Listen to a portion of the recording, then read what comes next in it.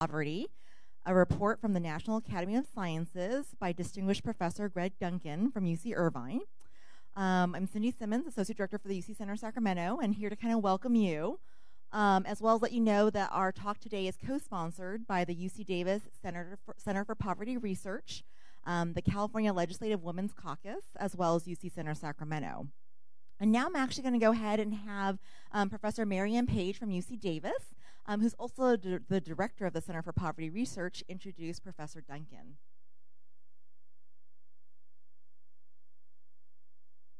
Thank you very much. I'm going to be super quick. I'm really happy to be able to introduce Greg Duncan today, who, as Cindy said, is as a distinguished professor of education and economics at UC Irvine. I've known Greg since I was a graduate student at the University of Michigan, when he was the director of the panel study of income dynamics.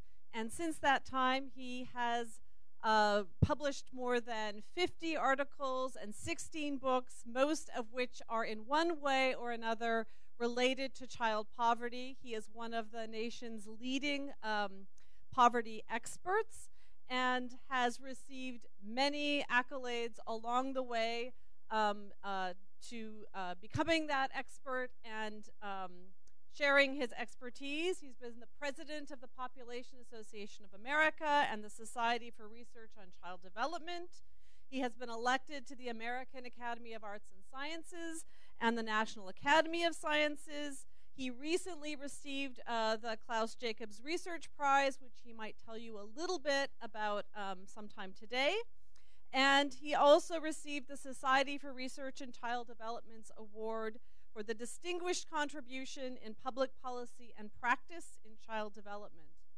More recently, very recently, he has chaired the National Academy for Science, Engineering, and Medicine Committee, which has been formed at the request of Congress to conduct a comprehensive study of child poverty in the United States and to identify evidence-based policies that could reduce child poverty by half in the next 10 years. And he's going to be talking to us about that report today. So please welcome Greg Duncan.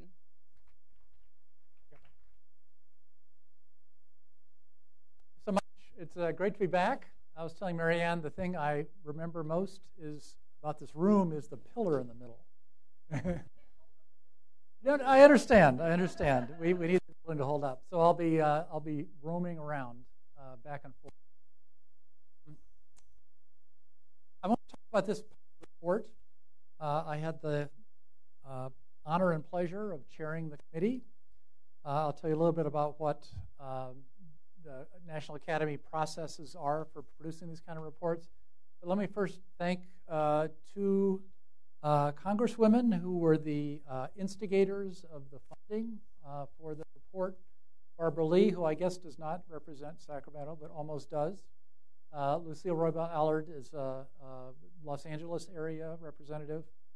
The story I heard was that Lucille Roybal Allard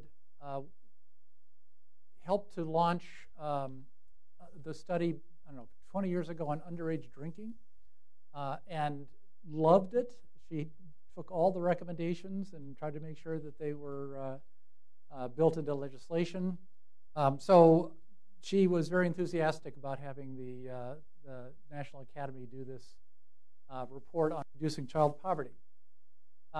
In addition to a congressional grant that came through the U.S. Department of Health and Human Services, the Board on Children, Youth, and Families, which is kind of the sponsoring organization within the Academy, raised a lot of other money, including for dissemination. So we want to thank all of our sponsors for helping to make the difference in being able to get the report out. It took 2 years rather than a year and a half. Actually, when we first met to talk about this report, it was October of 2016. October 2016, 1 month before the election. And the discussion was, well, you really should get this out in 9 months because after 9 months, Hillary Clinton's agenda is going to be pretty much set. So that didn't quite work out that way, but so we had 2 years to work on it, and which was good because the report came out last spring, and it was a time when the presidential candidates were starting to come up with ideas for policies that would help address income inequality, and some of the ideas that have been talked about are ideas that we include in our report. The committee itself was just a terrific group. Hillary Hoynes, who's at UC Berkeley, was a member. Robert Moffat, the economist at Johns Hopkins, Tim Smeating, Janet Curry, they're really, Irv Garfinkel, really good economists on the committee. Several developmental psychologists, Larry Aber, Vonnie McLeod. Eldar Shafir is a psychologist who studies poverty. We had 2 Republicans on the committee, if you can imagine that. Ron Haskins and Don Winstead.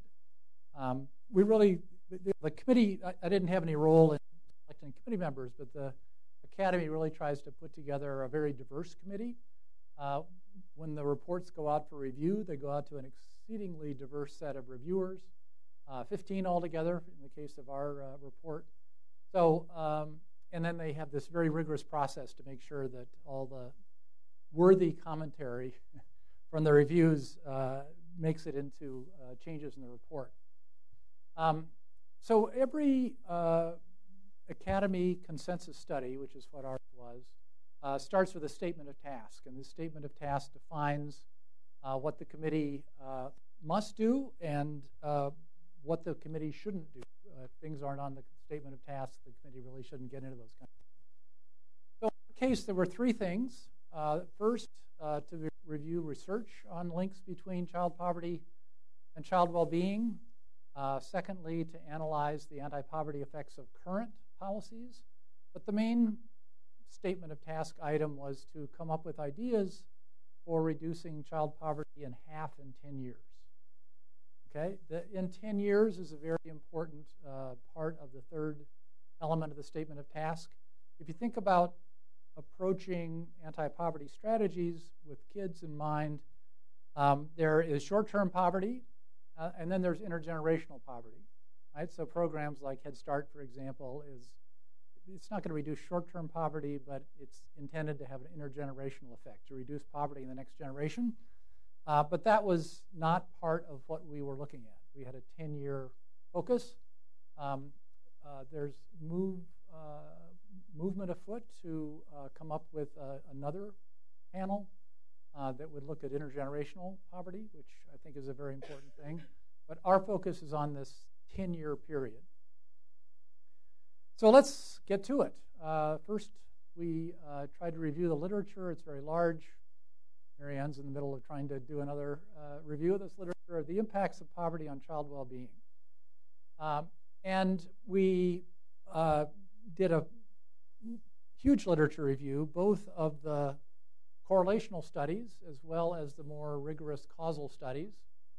And I have a copy of the report in my suitcase back in the other room. It's not very big. In the report itself, we did the causal evidence, and then we've got like 600 pages of appendix material, and we've got the correlational evidence reviewed there. Not all studies agree with one another, but we came up with a summary judgment from the literature that had 3 elements. One is growing up poor has negative effects on birth weight, cognitive development, and child physical and mental health. Secondly, growing up poor leads to worse education and employment outcomes as adults. And third, the effects are worse the younger the child when the poverty occurs and the longer the duration of poverty. So again, it's not every single study, but the weight of the evidence from our review suggested this. Not surprising to anyone, perhaps, but sometimes when you go from the correlational studies to the more rigorous causal studies, a lot of what you thought you knew kind of disappears. But in this case, the body of causal studies was strong enough to warrant this kind of conclusion. Another thing we were asked to do is review what the cost of child poverty was in the United States. There are just a couple of studies on this. And they come to the conclusion, if you try to link, take literature on the correlation, intergenerational correlations of poverty, and make assumptions to try to get it to more of a causal framework, and then look at what the likely impacts are for reduced productivity of children growing up poor when they become adults. So they earn less money, they're less stable workers. Health is worse among kids growing up in poverty, so that has a cost. And then in many cases, or in some cases at least, behaviors are worse. So the kind of costs that are associated with incarceration and assistance programs are part of the consequence of growing up poor. And if you make fairly conservative assumptions about that and try to come up with an aggregate estimate, you end up with this figure of about $1 trillion per year is the cost, 4% of GDP, of having children grow up in poverty in the United States. Okay, so that trillion a year is a useful figure to think about once we get into our ideas for programs for cutting poverty in half. Another part of the literature review was to look at impacts of particular safety net programs like food stamps. What links are there between receipt of food stamps and child outcomes, and in this case, adult outcomes? So there's a wonderful study that Hilary Hoynes has done. Were you part of this, Marianne? Okay. That takes advantage of the fact that in the United States, the food stamp program was rolled out county by county, actually, back in the 60s and 70s. It was a very gradual kind of rollout, and it wasn't state by state. You had a number of states where some counties would be early adopters and some counties would be later adopters. So if you match that to a developmental data set, the panel study of income dynamics in this case, you can essentially get kids who are close to one another, but they're in different counties, right? They're born in the same year, and one was born into a county where there was already food stamps, and the other might not have, was in a county where the food stamps might not have started until age 4, age 6. And in this case, they looked at adult health, because the kids were followed all the way into their 30s and early 40s. And what you find is this incredible graded relationship. If you have some bad index, cardiovascular ill health, right? It's a low value if you're born into a county with food stamps or received in a county with food stamps.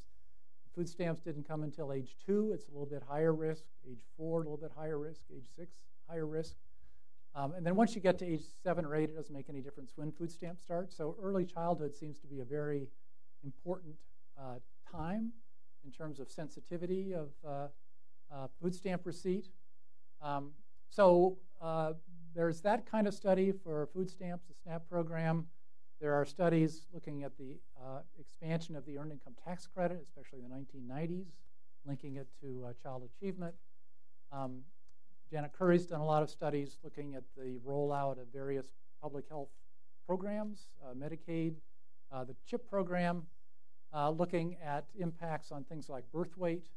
And those studies are fairly uniform in indicating these causal links between programs starting or programs becoming more generous in child outcomes. So it's a consistent kind of story between the studies that focus on income and the studies that focus on these safety net programs. Okay, that's the first element of the statement of task. Second element was to look at the poverty-reducing effects of current programs. And let me give a little bit of a background. We used a poverty definition that is somewhat unconventional. I think we're used to the standard official poverty measure, which compares cash income to a poverty threshold.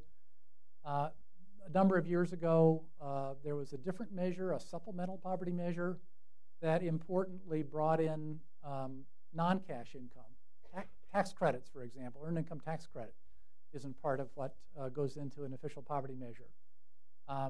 Food stamps, the value of food stamps isn't counted as income in the conventional measure. So we were directed to use a supplemental poverty measure, and if we were forced to choose, we'd probably want to do it anyway because it's a reasonable, better approximation to what family resources are. So we used a poverty line. It was about $24,000 for a single mom with 2 kids. It depends upon where you live. And we adjusted, I don't know if you want all these details, but we made an adjustment for the fact that income is typically underreported in government surveys, like the current population survey. So we made adjustments for that. And when you get all the stuff done, you find that 13% of children in the United States live in families with incomes below the poverty line. That was the estimate, 13.0%. We did state-by-state estimates as well. In California, it's quite a bit higher, 17%, using the same methodology. It's 9.6 million children altogether in the United States and 1.56 million in California alone. This is as of 2015. Hasn't changed that much since then. So that's the kind of baseline. And now we want to know to what extent do current programs keep that poverty rate as low as it is? How much higher would it go if you removed assistance programs of various kinds? This poverty rate, as you might expect, isn't equal across classifications of kids by race, ethnicity. Poverty rate for Hispanic kids is the highest of all, 21.7%. For African American kids, 17.8%. For white non-Hispanic kids, about 8%. And that's true if you draw a line at 50% of the supplemental poverty measure. So if supplemental poverty measure is $25,000, this is $12,500, right? What fraction of kids live in families with incomes below half the poverty line? That's about 2.9%, which is also considerably higher for minority children than for majority children. But let's do the calculation. Let's take our 13% and say how much higher would that be if you removed safety net programs, this whole collection of safety net programs listed here. Earned income tax credit, child tax credit, SNAP, the food stamp program, supplemental security income. You can see Social Security. A lot of kids live in families with grandparents who are getting Social Security income, so it makes a difference for a number of them. If you simply took away all those sources of income and didn't make any adjustment for whatever behavioral responses, labor supply responses there might be, we estimate the poverty rate would be 8.7 percentage points higher than it was. So 21.7% instead of 13%. So it really makes a big difference. If you look at individual components, it turns out that the single most important, well, actually there are two that are very close. One is the tax credits, right? Earned income tax credit and the child tax credit. But then close behind is SNAP, food stamp program. So both, if you didn't have each one at a time, poverty rates would be 18 plus percentage points. And then you can see smaller differences for these other programs. Yes? Unemployment compensation, workers' compensation. It was hard to squeeze everything on with a font big enough to read. TANF would be in the UCWC and other social. So, in a lot of states, TANF is non-existent, essentially. States were given a lot of freedom to take the TANF grant and do whatever they wanted to in fairly unaccountable ways. So, in some states it's more important than others, but overall it's a pretty minor component.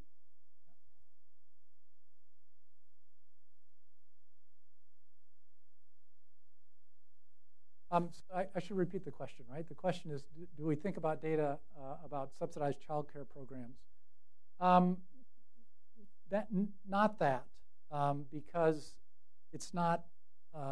It's typically not a payment paid out, right? So I'm trying to think. These estimates come from a very complicated microsimulation program where they look at all the kind of programs people are participating in and try to come up with a dollar value to them. So I'm not sure about that, actually. But if the amount of money that goes into it, right, it's much less than the EITC and the child tax credit and things like that. Okay, what about deep poverty? It's a little bit different. The deep poverty rate, as I said, overall was 2.9% for the country. California is a little bit less than that. It's kind of interesting. California has a higher poverty rate at 100% of the poverty line, but a lower deep poverty rate. So it has a somewhat better safety net addressing the very low income population than other states do on average. Here, SNAP is much more important than the earned income tax credit, as you might expect, right? Families only earning $12,000 or $13,000 a year often don't qualify for these tax credits, but they do qualify for SNAP. So SNAP turns out to be relatively more important. Safety net programs make a huge difference here, right? If instead of 3%, you'd have an 11% deep poverty rate in the absence of these programs. And SNAP alone taking it away would pretty much double the child poverty rate. Okay, number 3, third point of the statement of tasks. This is really the heart of our work. And that is to come up with ideas for programs and policies and packages of programs and policies that would reduce child poverty by 50%. Right? That's the third element of the statement of task and the most important. So we really cast a very wide net here. We solicited about 50 memos from different policy analysts. We had a couple of public fora where we tried to solicit input. We did left wing, we did right wing. We really tried to get as wide a array of input as possible. So think about how feasible it is to cut poverty in half in 10 years. If you look historically at the UK, the Blair-Brown government in the late 90s had a conscious goal of reducing child poverty in half in 10 years. And in fact, they cut child poverty in half in 8 years, between 2001 and 2008. It's gone back up now, but it's indeed possible to do. Canada, 2 years ago, passed a very, very generous child benefit, $6,000 per child per year for very low-income families. And they're on track just with that child benefit for reducing their poverty rate by in a few years. So other countries do it. It turns out the United States essentially did it, if you have the right measure of poverty, between the late 60s and now. It's a very interesting comparison here. OPM is official poverty, right? That's cash income compared with a poverty threshold based on family size. Official poverty among kids is a little bit higher now than it was back in the mid-60s, right? If, on the other hand, you add in these non-cash sources of income, food stamps kicked in across the late 60s through mid-70s. Earned income tax credit became very generous in the mid-1990s. So if you do the time series on the supplemental poverty measure, you find we almost cut poverty in half over this period. And a lot of the reduction came just from around 1990, right? So the kind of expansions that we did in the 1990s, coupled with the booming economy in the 1990s,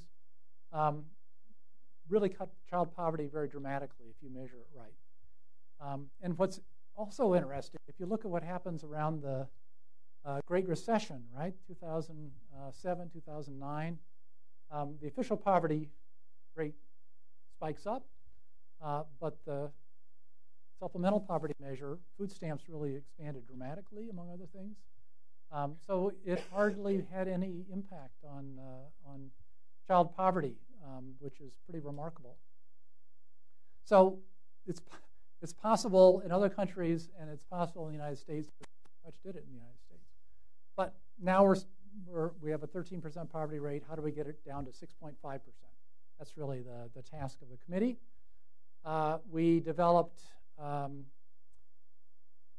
in 10 different policy and program areas. Each of them, we had 2 options, a less generous and a more generous version. And then we did some combining of policies and programs into packages. So let's talk about these 10 areas. One consists of work-related programs. Expand the Earned Income Tax Credit program. That was one of them. Another one is expand child care subsidies. We've got this Child Independent Care Tax Credit now as part of the federal income tax structure.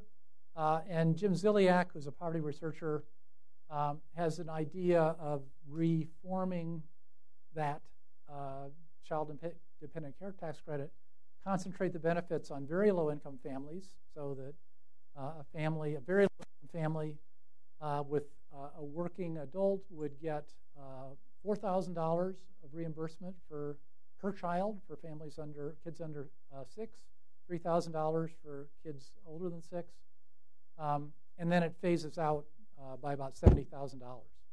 So it's somewhat more costly, but it really concentrates the benefits at the bottom.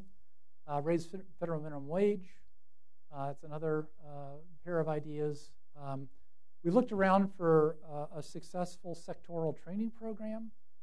There really isn't as much rigorous evaluation of these kinds of programs as there was back in the 90s and 80s. But we did identify one called Work Advance that's been rigorously evaluated. It trains workers and then lines them with jobs that are available in the sector in which they're being trained. So that seemed promising, and we experimented with scaling that up. Second category is just expanding safety net programs. Make food stamps more generous. Increase the number of housing vouchers. Expand child supplemental security income payments. We also looked for ideas in other countries. And the one that turned out to be by far the most interesting was a child allowance. All right, almost all other developed countries have a child allowance. Families with kids get paid a certain amount per month for every child they have. The United States has a child allowance, as it turns out. It's called the Child Tax Credit. It's now $2,000 per child per year, all the way up to $400,000 for two-parent families. So if you're a two-parent family and you make $350,000, you get $2,000 off your income tax for every child that you have, right?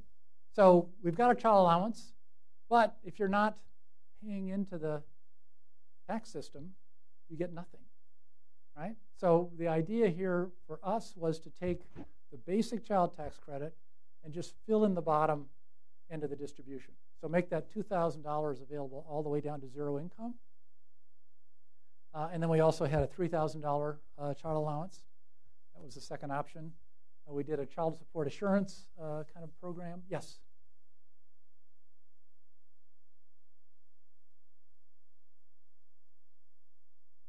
The last area, right? So these were all within the context of the existing immigration rules. But then we said, all right, what happens if you take existing programs and make them available to all legal children? And what would happen if you made them available to all children, regardless of status? Okay, so those were 2 additional policies that we simulated. This is for legal. Well, I'm sorry. So we had 2 options every time. So within this category, one was expand to all legal, and the second was expand to all children, regardless of status. Right? So in each case, we estimated a cost, we estimated poverty reduction, and so forth. We also tried to come up with simulatable program ideas that other people had advanced. LARCs, long-acting reversible contraception, There's some promising evidence about that. It's not primarily an anti-poverty policy, but it could have impacts on reducing child poverty. Mandatory work programs, they're the big thing in a lot of states, but they're not being evaluated. Back in the 1990s, when the old AFDC system by the new TANF program, the states were experimenting with alternatives to the old AFDC program, and they had to have rigorous random assignment experiments to determine what the impacts were on poverty, on child well-being, and so forth. We've got a lot of mandatory work program options now. States can build work requirements into Medicaid. They can do it into food stamps, right? But they're doing it in a way that can't be evaluated. We can't take any results from mandatory work programs and be confident that we know what the impacts would be on child poverty.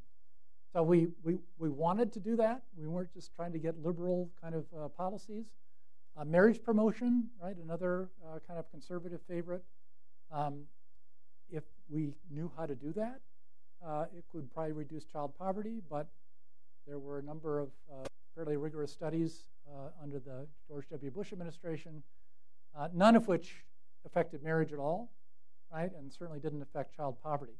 So that didn't make our list.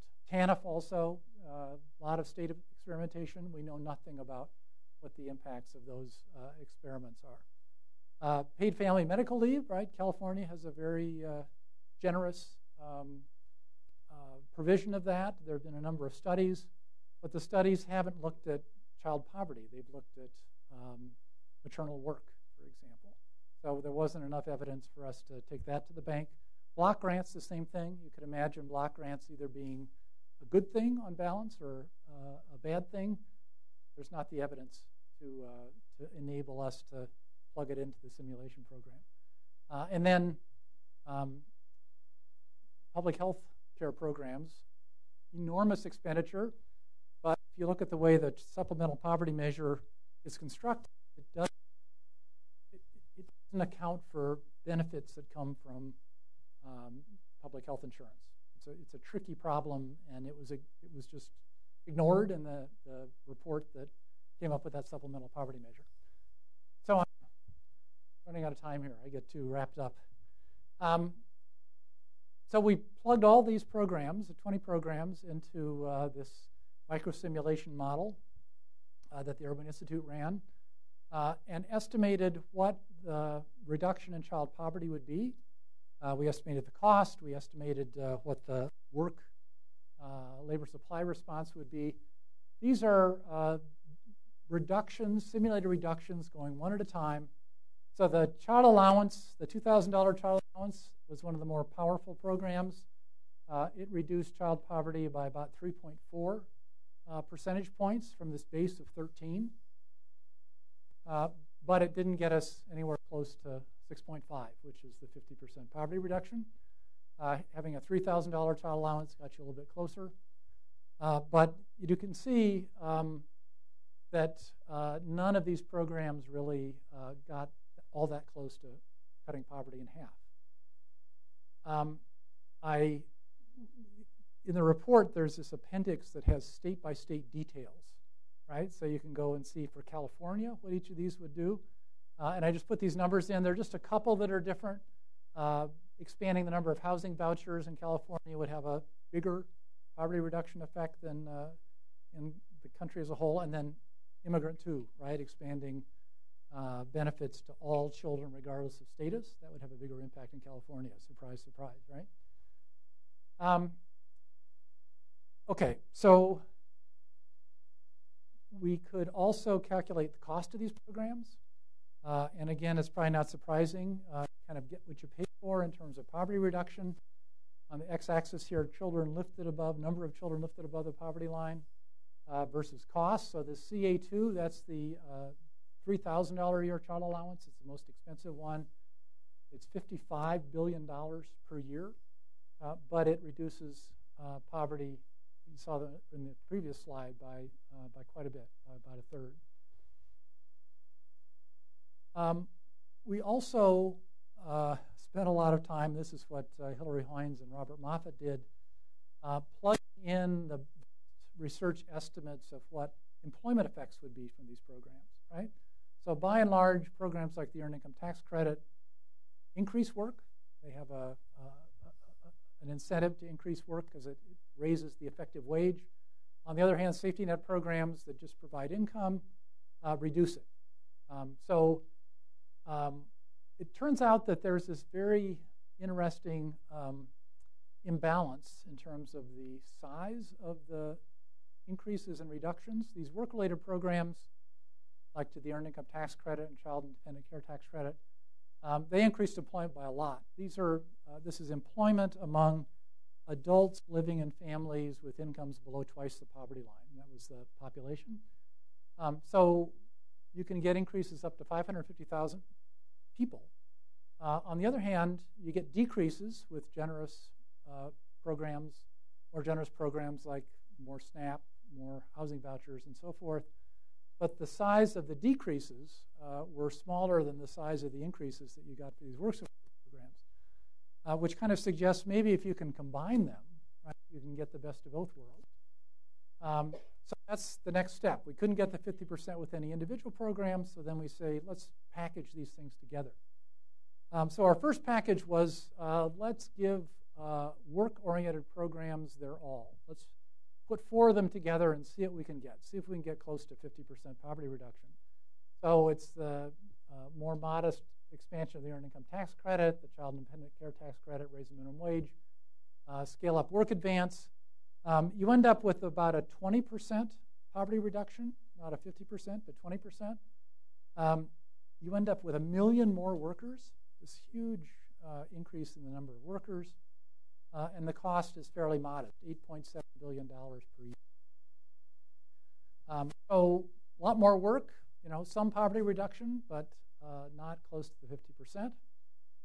If you try taking the 2 most potent components of the work-based programs, the EITC and the Child and Care Tax Credit, and add a $2,000 a year child allowance. Right, just those 3 things. You get 35 to 40% reduction in poverty, deep poverty. So not 50, but pretty close. And you get this quite big plus 500,000 increase in jobs. So if you think about poverty debates, right? People don't think about packages, think about individual programs. And if it's a work-related program, it's more work, but modest reduction in poverty. If it's a support program like SNAP or the child allowance, people worry about the labor market disincentives, right? Even though they're more powerful in reducing child poverty. With these packages, you can have the best of both worlds, right? You can get quite substantial poverty reduction and quite substantial employment, right? But you've got to think about packages that combine these work incentive programs with the income support programs. But we didn't get 50% there, so we tried a couple more things to get to 50%. One was expanding existing programs, more housing vouchers, more generous SNAP. That got us to 50%. You still had this increase in employment because of the work incentive programs. But now the cost is $90 billion a year. Okay? And we got there a different way with the immigration eligibility restrictions, and you can see what the listing is. And now it's up to $108 billion a year. So you can get to most of the way to 50% with about a $44 billion increase. But to get all the way up to 50%, it's much more expensive. Yeah.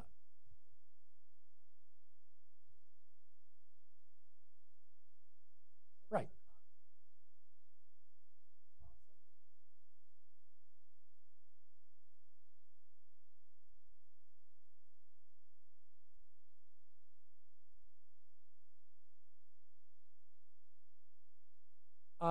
That is correct. So this $100 billion cost needs to be compared against some fraction of the $1 trillion drag on GDP, right? So that's exactly the way to think about it. Yeah.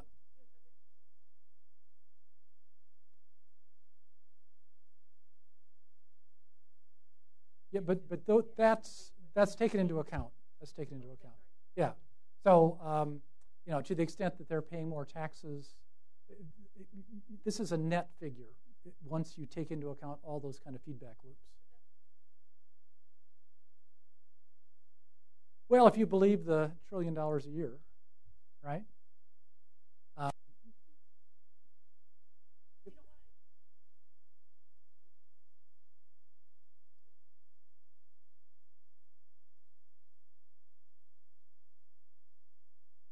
Yeah, so about this.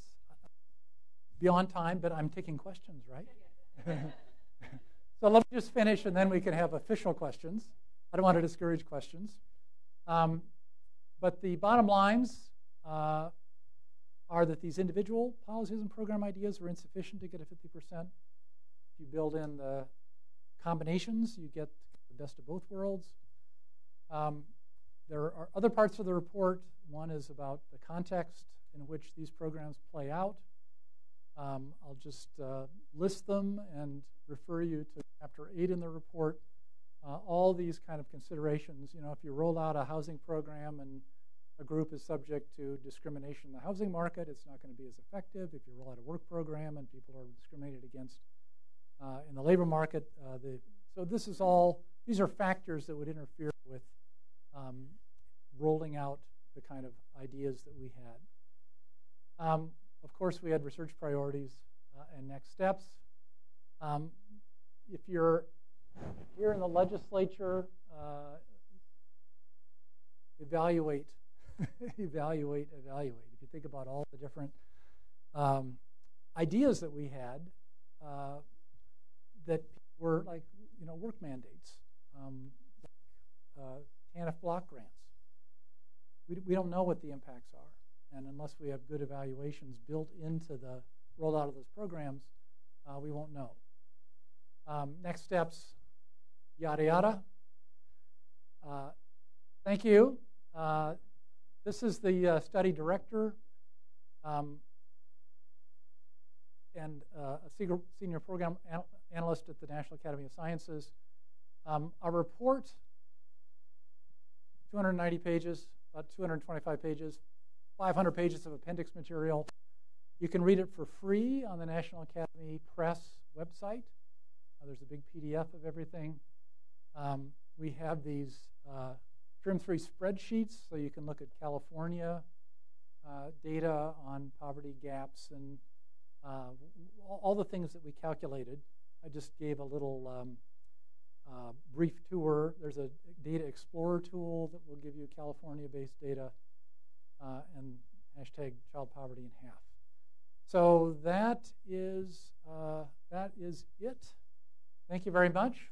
We have a few minutes for questions, right? So we've got